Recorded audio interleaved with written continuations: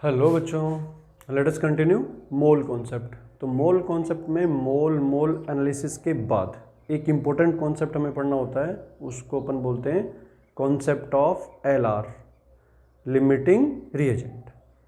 Limiting reagent के बिना मोल analysis half है, अधूरी है। तो देखते हैं मोल एनालिसिस के बाद लिमिटिंग रिएजेंट क्या होता है। लिमिटिंग रिएजेंट LR, देखो नाम से देखो लिमिटिंग रिएजेंट। रिएजेंट का मतलब रिएक्टेंट, लिमिटिंग का मतलब जो लिमिट करता है, मतलब पूरी रिएक्शन को कंट्रोल करता है, पूरी कैलकुलेशन उस पर बेस्ड होती है। तो इसको डिटेक्ट करना और आइडेंटिफाई करना सबसे ज़्यादा ज़रूरी हो जाता है बेटा। किसी भी रिएक्शन में किसी की इन्फॉर्मेशन फाइंड करनी है, अब हमें यही नहीं पता किसकी हेल्प से फाइंड करनी है। तो जो मेन पावरफुल रिएक्टेंट जो है, जो सब कुछ डिसाइड कर रहा है, उसको अपन क्या बोल रहे हैं, लिमिटिंग रिएजेंट। अब वो सब कुछ कैसे डिसाइड कर रहा है, इस बात को अपन समझते हैं।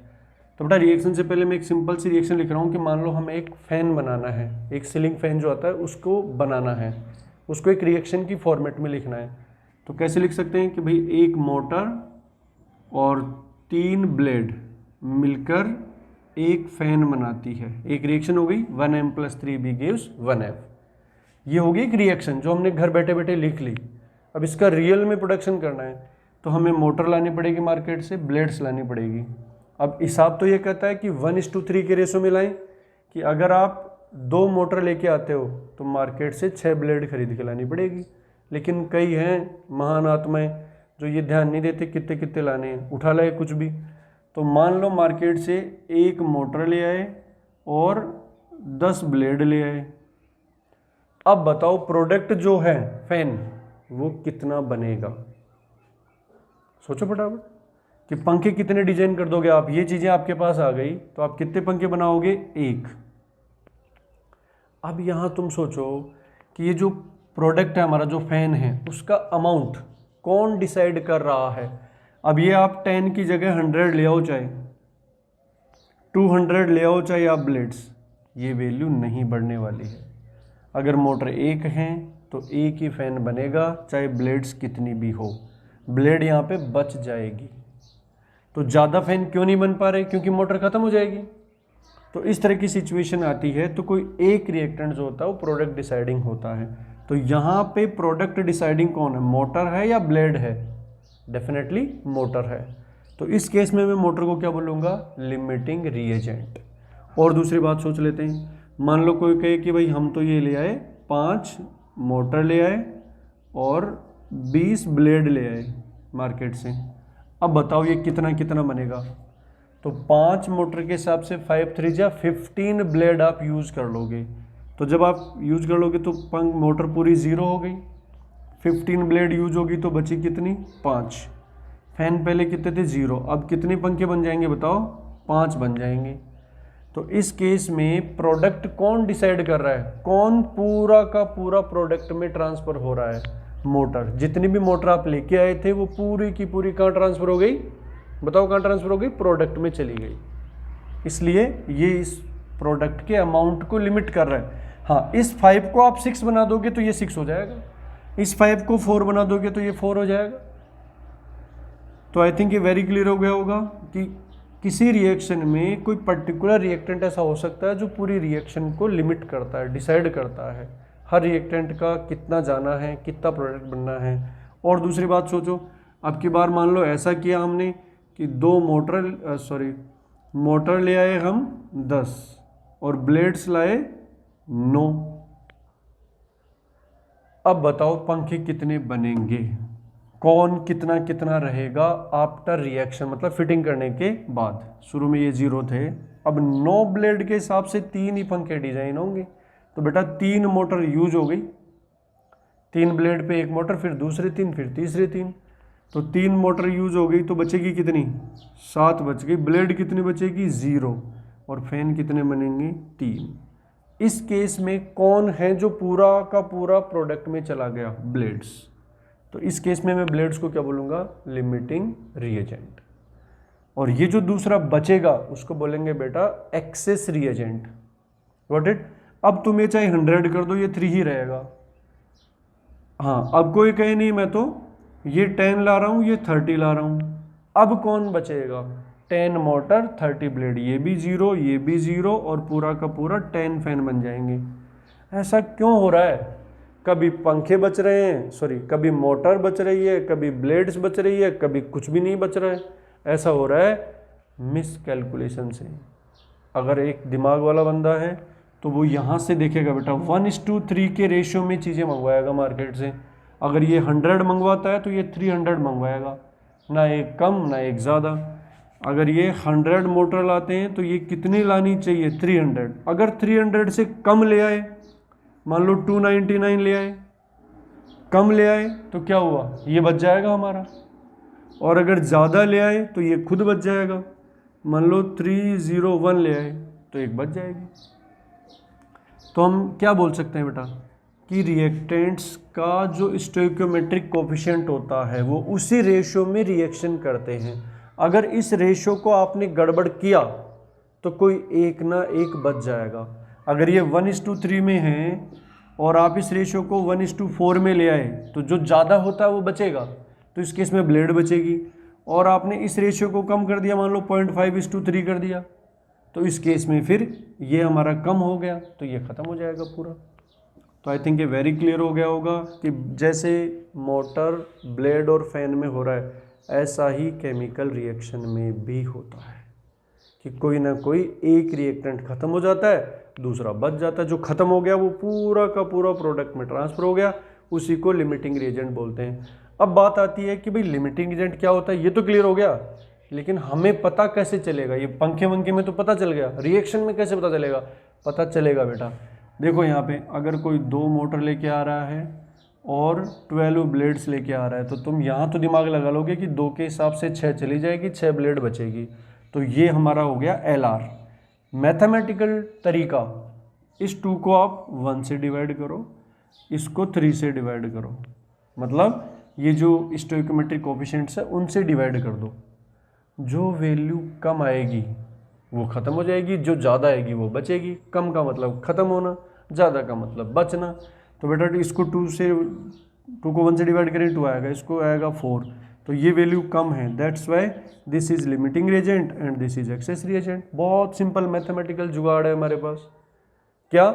जो भी इंफॉर्मेशन दे रखी है उनके मोल्स या नंबर, उसको स्टोइकियोमेट्री से डिवाइड कर दो, जो वैल्यू कम आएगी वो LR हो जाएगा। ठीक है, चलो। तो आई थिंक ये थोड़ा बहुत कॉन्सेप्ट आपके दिमाग में आया होगा कि किसी भी रिएक्शन में हम हमारी मर्जी से कुछ भी ले लेते हैं तो वो कुछ भी कंप्लीट रिएक्शन नहीं करते। रिएक्शन अपनी मर्जी से होती है, उनके स्टोइकियोमेट्रिक कोएफिशिएंट के हिसाब से होती है। अगर उनके हिसाब से ही आप खरीद के लाए हो रिएक्टेंट तो कोई प्रॉब्लम नहीं है, तो आपकी रिएक्शन में रिएक्टेंट नहीं बचेंगे। लेकिन आप अपनी मर्जी से ले आए तो कोई ना कोई बच सकता है।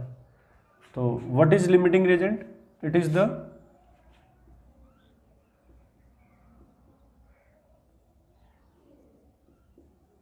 रिएक्टेंट दैट रिएक्ट कंप्लीटली, वो पूरा रिएक्शन कर जाता है, मतलब कंज्यूम हो जाता है कंप्लीट और प्रोडक्ट में चला जाता है। That react completely and limit amount of product. जो अमाउंट प्रोडक्ट का अमाउंट डिसाइड कर रहा है उसे बोलेंगे LR। Limit amount of product is called limiting reagent, while the other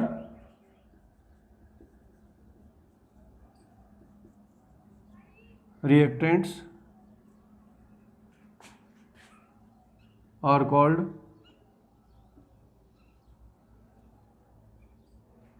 excess reagent, excess reagent ER। ठीक है, चलो तो एक एग्जांपल लेते हैं इसका। देखो फाइंड कैसे करते हैं बेटा, how to find limiting reagent. How to find L R को फाइंड कैसे करते हैं। बहुत ही सिंपल से दो स्टेप हैं। Step first, find moles of each reactant. हर एक रिएक्टेंट के मोल फाइंड कर लो जो आपको अच्छे से आता है, उसमें आपको ज़्यादा दिमाग लगाने की ज़रूरत नहीं पड़ेगी। चलो उसके बाद step second, find mole upon stoichiometric coefficient. Mole आपने फाइंड कर ही लिए, स्टोइकोमेट्रिक कोफिशिएंट रिएक्शन में होता है, डिवाइड कर दो। मोल upon stoichiometric coefficient for each reactant, each reactant. बस अब जिसके लिए मोल अपॉन स्टोइकोमेट्रिक कोफिशिएंट कम आएगा वही हमारा एलआर होगा। लास्ट, द रिएक्टेंट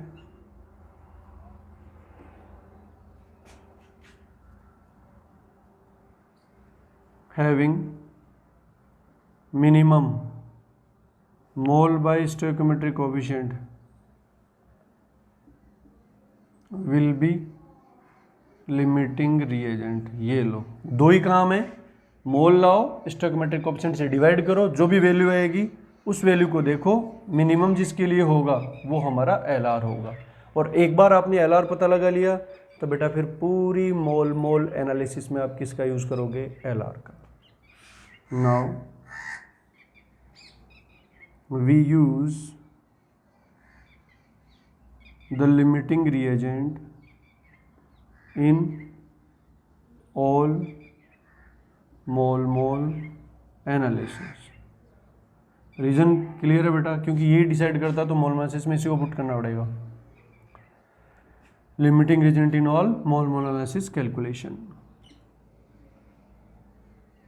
तो बेटा ये इंपॉर्टेंट है, अगर ये पता ही नहीं चलेगा तो मोल एनालिसिस कैसे कर पाओगे। अब एक रियल एग्जांपल देख लेते हैं इसका कि हम कैसे पता लगाएंगे। भाई एलआर क्या होता है ये क्लियर हो गया, फाइंड कैसे करेंगे ये क्लियर हो गया। एग्जांपल देखिए, मान लो हमारे पास रिएक्शन है sodium carbonate react with HCl और दे रखा है NaCl Na2CO3 + 2HCl gives 2NaCl + CO2 + water. मान लो ये रिएक्शन आपको दे रखी है। अब कोई बोले इसके मैंने 5 मोल ले लिए, इसके मैंने 6 मोल ले लिए, तो बताओ CO2 कितने मोल बनेगा, ये क्वेश्चन है बेटा। तो मोल एनालिसिस, एक स्पीसीज के मोल पता है तो रिमेनिंग के फाइंड कर सकते हैं, लेकिन एक के नहीं, यहाँ तो 2 के पता है। अगर तुम इससे यहाँ तक जाओगे तो देखो इसके 1 मोल से 1 मोल बन रहा है तो 5 से ये 5 बनना चाहिए। अगर इससे जाओगे तो इसके 2 से 1 बन रहा है, इसका मतलब जितना HCl होता है उसका आधा बनता है, तो 6 के हिसाब से ये 3 बनना चाहिए। तो हमारे पास 2 आंसर हो गए, 5 भी हो सकता है 3 भी हो सकता है। तो गड़बड़ हो गई ना ये तो। हाँ, किसी एक का ही गिवन है तो फिर आपको एलआर की ज़रूरत ही नहीं पड़ेगी। तो इस क्वेश्चन को सॉल्व करने के लिए हमें पहले ये डिसाइड करना पड़ेगा कि कौन है जो पूरा का पूरा प्रोडक्ट में ट्रांसफर हो रहा है, उसी से हमें कैलकुलेशन करनी चाहिए। That's why we have to find limiting reagent. तो बहुत ही आसान तरीका है बेटा। मोल, पहला स्टेप क्या था, फाइंड मोल। मोल इक्वेशन में दे रखे। दूसरा स्टेप क्या था, मोल को स्टोइकोमेट्रिक कोएफिशिएंट से डिवाइड करो। ये लो, ये वैल्यू आ गई 5, ये वैल्यू आ गई 3। अब इनमें से जो वैल्यू मिनिमम होगी, जो वैल्यू कम होगी, जैसे 2 ही रिएक्टेंट है, 3 4 होते हैं तो भी हमें मिनिमम देखना पड़ेगा। तो बेटा 5 और 3 में से सब जानते हैं कि 3 कम है, तो हु इज लिमिटिंग रिएजेंट, तो ये वैल्यू कम है। That's why HCl is our limiting reagent. So HCl is limiting reagent. अब आप आराम से कैलकुलेशन करोगे, किससे, HCl से करोगे। किसी की भी कैलकुलेशन करनी हो, चाहे वाटर फाइंड करना हो, चाहे CO2 फाइंड करना हो, चाहे NaCl फाइंड करना हो, चाहे रिमेनिंग Na2CO3 फाइंड करना हो। तो देखो अब क्या क्या करेंगे। फर्स्ट हम फाइंड करें moles of CO2 by 1 is equals to moles of HCl/2, HCl/2 ये स्टोइकोमेट्रिक कोएफिशिएंट। तो बेटा इसके 6/2 इसका मतलब 3, ये आंसर है हमारा। 3 मोल, 3 मोल बनेगा ये। CO2 कितना मोल बनेगा 3। अच्छा, दूसरा जाता है ये कितना बचेगा, तो दिमाग लगाओ 2 मोल से 1 मोल की रिएक्शन होती है, हमने 2 नहीं हमने 6 लिया है, तो ये उसका आधा रिएक्शन करता है, मतलब ये है। तो how much sodium carbonate will react 3 moles, ये 6 लिया तो 3 ही रिएक्शन करेगा, जबकि हमने लिया कितना था 5, रिएक्शन कितना करेगा 3, तो बचेगा कितना 2। तो remaining moles of access reagent भी मोल मोल एनालिसिस से ही आता है। देखो ऐसे रिमेनिंग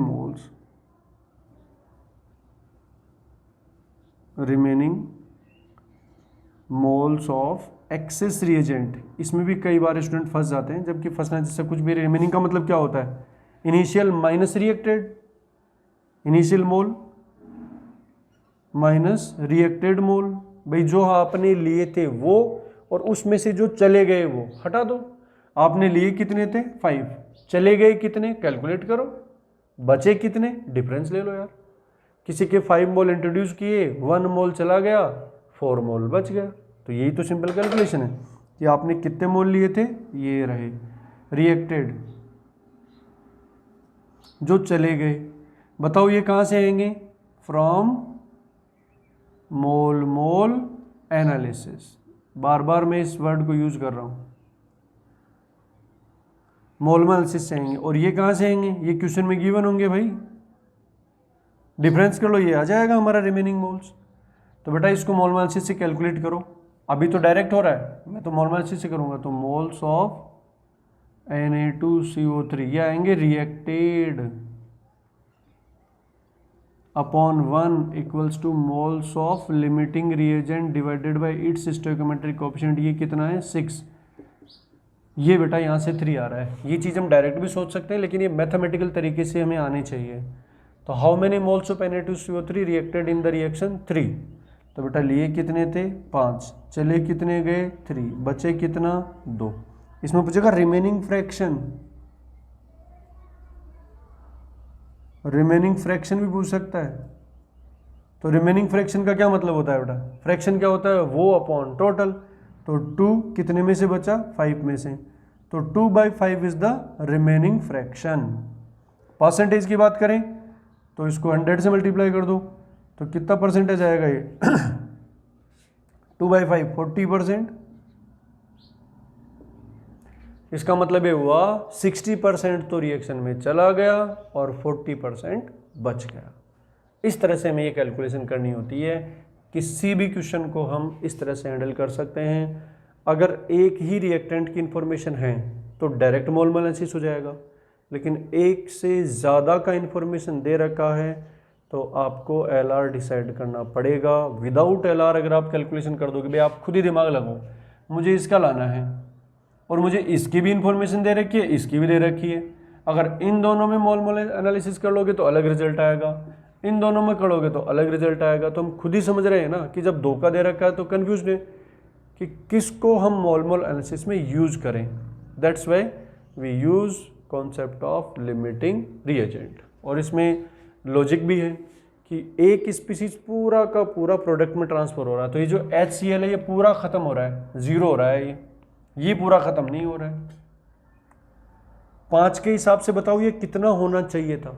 अगर आप ये 5 मोल लेके आए हो तो HCl कितना मोल लाना चाहिए था, 1:2, 5 के हिसाब से 10 लाना चाहिए था हमें, और लेके कितना आए 6, इसलिए HCl पहले खत्म हो जाएगा। इसलिए मैं HCl को क्या बोल रहा हूँ, लिमिटिंग रिएजेंट। अब बेटा ये कॉन्सेप्ट किसी भी भारी से भारी इक्वेशन में यूज कर सकते हैं, कोई किंतु परंतु नहीं है, कोई एक्सेप्शन नहीं है। आराम से खूब सारे सवाल बनाओ और इस कॉन्सेप्ट का मजा लो। अब इसमें तुम्हें कभी वेट दे देगा, कभी क्या दे देगा। एक सवाल और बना लेते हैं। देखो मान लो आपको दे रखा है equal weight of carbon and oxygen taken in following reaction.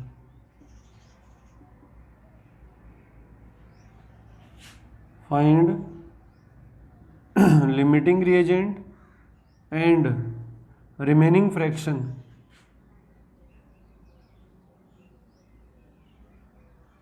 Remaining fraction of access reagent. चलो ये इतना सा सवाल है यार। तो आपको रिएक्शन दे रखी है carbon plus oxygen gives CO। ये रिएक्शन आपको दे रखी है और आपको क्या पूछा है, LR और रिमेनिंग फ्रैक्शन, बस। तो सबसे पहले हमें क्या करना होता है बेटा, मोल निकालने पड़ते हैं। मोल इक्वल वेट दे रखा है, तो मान लो ये भी x ग्राम है, ये भी x ग्राम है। x को किससे डिवाइड करोगे, मोल क्या होता है सब जानते हैं अच्छी तरह से, वेट अपॉन मोलर मास और ग्राम एटॉमिक मास। तो कार्बन का 12, x/12 is the mole, x/32 moles of O2। अब दूसरा मुझे क्या करना था, मोल अपॉन स्टोइकियोमेट्रिक कोफिशिएंट करना था। तो बेटा x/12 को किससे डिवाइड करोगे, 2 से। तो x/12/2 कितना होता है, x/24। x/32 को किससे डिवाइड करोगे, 1 से, तो यही आएगा। अब तुम खुद दिमाग लगाओ, x/24 और x/32 में कम कौन है, ये वैल्यू कम है। So who is LR, O2 gas is limiting reagent. तो पहला आंसर आ गया हमारा O2। अब इसमें x दे दे, y दे दे, 10 दे दे, 20 दे दे, कुछ भी दे दे, कॉन्सेप्ट सिंपल सा है। सिंगल स्टेप में बोल दो आप तो यार, मोल अपॉन स्टोइकियोमेट्रिक कोफिशिएंट जिसका मिनिमम होता है वो LR होता है, that's all. The species having minimum mole upon stoichiometric coefficient ratio will be our LR, that's all. हाँ, अब तुमसे क्या पूछा है, ये खतरनाक हो गया भाई, कईयों के दिमाग काम नहीं करेगा इसमें। Remaining fraction of access reagent. पहले तो एक्सेस रिएजेंट कौन है, एक्सेस रिएजेंट हो गया कार्बन। अब इसके रिमेनिंग मोल्स लाने हैं, तो मोल्स ऑफ C रिमेनिंग कैसे लाते हैं, जो आपने इंट्रोड्यूस किए थे वो, उसको मैं बोल रहा हूँ initial mole minus reacted mole, that's all. अब तुम अपने खुद की खोपड़ी यूज करो, इनिशियल मोल क्या लिए थे, रिएक्टेड मोल कहाँ से आएंगे, डिफरेंस कैसे लोगे, तब फ्रैक्शन आएगा। ये है रिमेनिंग मोल्स। तो बेटा इनिशियल मोल सोच पाओगे, है खोपड़ी है हमारे अंदर, बिल्कुल है। तो सोचो, हमने मोल नहीं लिया था, हमने x ग्राम लिया था, लेकिन हमें तो मोल चाहिए, तो नो प्रॉब्लम, x/12। तो बेटा हमने इंट्रोड्यूस किए थे x/12 मोल। फिर माइनस रिएक्टेड मोल कैसे लाते हैं, मोल मोल एनालिसिस करो, आराम से, दिमाग है, जगह है तुम्हारे पास। तो बेटा moles of carbon reacted upon its stoichiometric coefficient 2 equals to moles limiting reagent से होंगे, moles of limiting agent upon its stoichiometric coefficient 1। इस इक्वेशन में बताओ किसके मोल आप यूज़ करोगे, LR के यूज़ करेंगे। और फाइंड किसके, जिसके फाइंड करने उसके पुट मत कर देना, इसको तुम x/12 यूज़ कर लो बेटा। तो ये था x/32, इसको इधर ले जाके 2 से मल्टीप्लाई कर दो, तो मोल्स ऑफ कार्बन रिएक्टेड, कितना मोल रिएक्शन कर रहा है प्यारे बच्चों, 2 से मल्टीप्लाई कर दो, x/16। x/32 को 2 से मल्टीप्लाई करना सबको आता ही है। तो x/16 मोल्स जो हैं वो चले गए, लिए कितने थे उसको भूल गए होंगे, x/12 लिए थे, x/16 चला गया, तो बचा कितना, x/12 माइनस x/16। ये आपका, इसको आप LCM वगैरह लेके तुम सॉल्व कर लोगे। तो ये मेरे पास आ गया बचे हुए मोल्स, लेकिन मुझे क्या फाइंड करना है, रिमेनिंग फ्रैक्शन। तो रिमेनिंग फ्रैक्शन के लिए क्या करना पड़ेगा, रिमेनिंग फ्रैक्शन ये अपॉन किसके रेस्पेक्ट में, लिया कितना था आपने, x/12, बचा कितना, ये पूरा लिया ये था, बचा ये है, समझ गए रिमेनिंग फ्रैक्शन। मान लो मैंने 10 लिया, 2 बचा, तो 2/10 इज अवर रिमेनिंग फ्रैक्शन। तो बेटा ये आ जाएगा x/12 माइनस x/16, ये रिमेनिंग अपॉन लिया कितना था x/12, ये हमारा रिमेनिंग फ्रैक्शन होगा। x कॉमन ले लो, x कैंसिल आउट हो जाएगा, तो इसको सॉर्ट आउट कर लोगे तो तुम्हें रिमेनिंग फ्रैक्शन इजीली मिल जाएगा। That's all. इस तरीके से हम कितने भी भारी से भारी सवाल हो आराम से सॉल्व कर सकते हैं, बस ज़रूरत है तो ध्यान से इस कॉन्सेप्ट को दिमाग में सेट करने की। करेक्ट? Okay, good bye.